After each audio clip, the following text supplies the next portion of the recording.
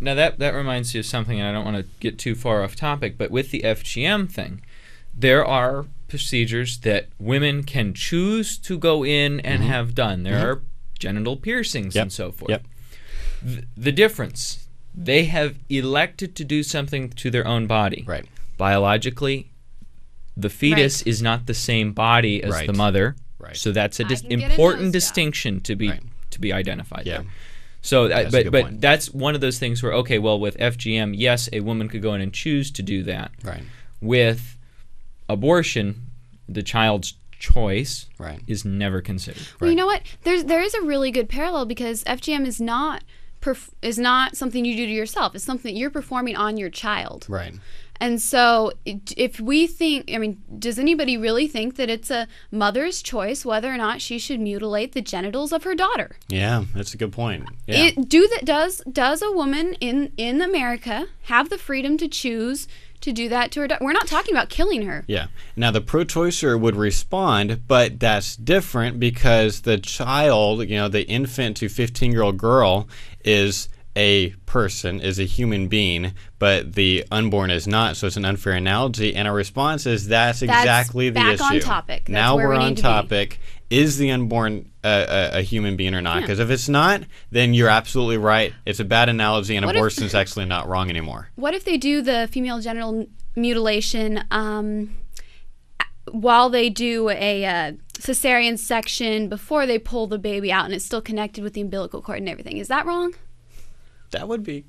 There might be something interesting take it there. back a little bit. What if they could do an in-the-womb surgery? If you're doing like the baby Samuel kind of a surgery, like there's some kind of surgery while the child is in utero, and it's an African family, they say, hey, while you're at it, let's go ahead and do FGM now. Would pro-choice people be against it or not? And if they are against it, why? This child's not a valuable human being, right? It's not human yet, so what's the...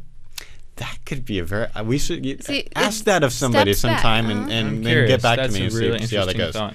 Okay, so there you go. We're gonna do a little bit of listener mail. But before we go on to that, I am, for one, this is not an easy topic to discuss or to think about, and I think that in the 10-15 minutes that we've discussed it here, we've kind of done a very brief survey, and my encouragement to the listeners is if you would like to know more, most specifically, not so much about the actual FGM. Now, if you'd like to know that, I know Josh has done some very uncomfortable research, and it's available on the internet. But if you want to know more about using this as a counter-argument to the pro-choice, and I'll call it the safe, legal, and rare excuse for legalized abortion. If you want to find out better ways of connecting FGM and that particular argument, I encourage you to email Josh, and you can do that at what? So Josh at FresnoProLife.org. So I encourage you to, before you get out there and, like me, put my foot in my mouth, make sure that you get the full research on it. And sometimes stuff like this that's kind of complicated, reasoning, sometimes listening to it a couple of times can help to kind of cement that in if it's confusing. So hopefully we've been clear enough. Put us on repeat. That's right. Loop it. Okay. Listener mail from our friend New Lono. There we go. Says, I've been using the SLED argument in a few debates. So real quick, just Liz, sum up SLEDs for the people that are new and they're like, are you talking about snow now? What's going on? Size, level development, environment, and degree of dependency do not determine our value as human beings.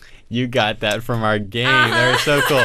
We did the speaker training, the other day, and we did that thing. I think we did it at the JFA training. I made them all who can sum up SLED the fastest, and that was the David Lee version. No, where that was not what I came up with. That's Mine not what was you came much up longer. with. It's just much longer. But it's like all you have to say is size, level development, environment, and degree of dependency do not change your value as human beings. Boom, done. Yep. Awesome. Very nice. Stole that from David. But anyway, okay. So Nulona says, I've been using the SLED argument in a few debates.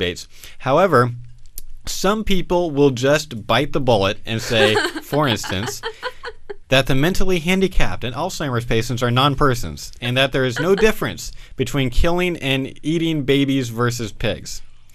No matter how hard I try, I cannot seem to show them how repugnant this is. I've had this. Have you all had that? I've had that. I have had that. Yes, I have.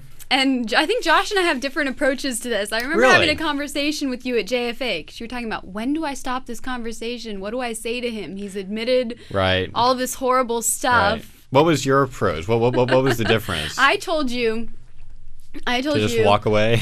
Look him in the eye. Call him a psychopath and leave. Yeah, that's not my approach. Okay. That's definitely not my approach. I think my approach is a blend of yours, because I think I know what yours is. Right.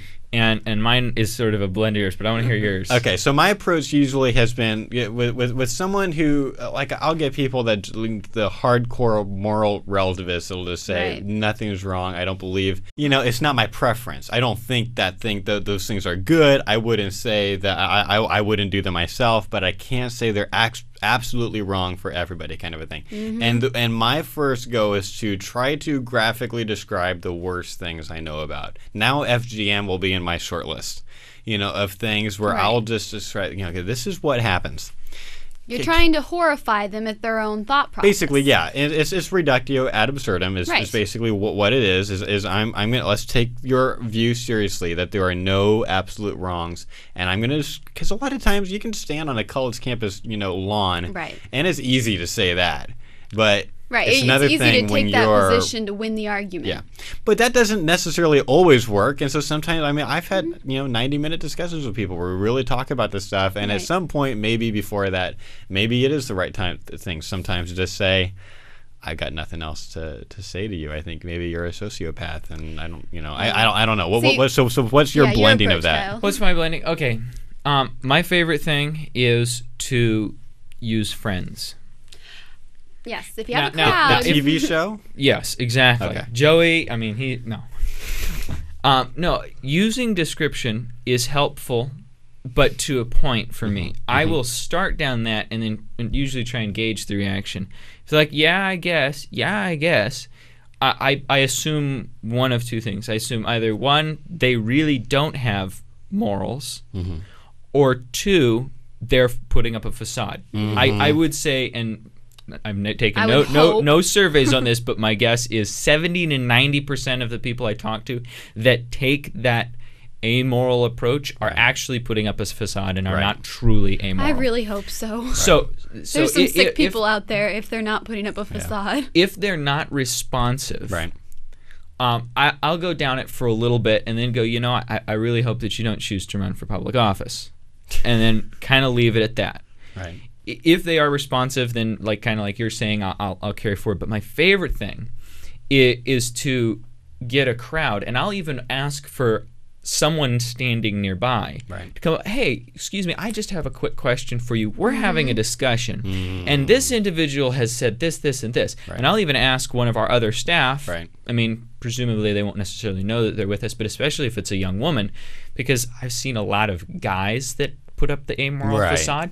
So if I call over someone like Liz and I say, they're saying this, and then my favorite thing is I ask, am I describing your opinion correctly? You see no problem with someone raping her, mutilating her, and cutting her up. If they were to do that right now, you would have no reason to intervene. And then I just let that sit. And if they have a friend, and I think you told me the story about where there was a friend sitting there, and the friend started looking at her friend. It was a female and a male. And then the guy. The man was giving the amoral approach, and the woman, as she was listening to you, looked at her friend and was like, I wouldn't go that far. Yeah, what are you? What are you? And especially if you've got a friend, if you personalize it, would you have a problem with someone doing this to your female friend, girlfriend, sister, etc.?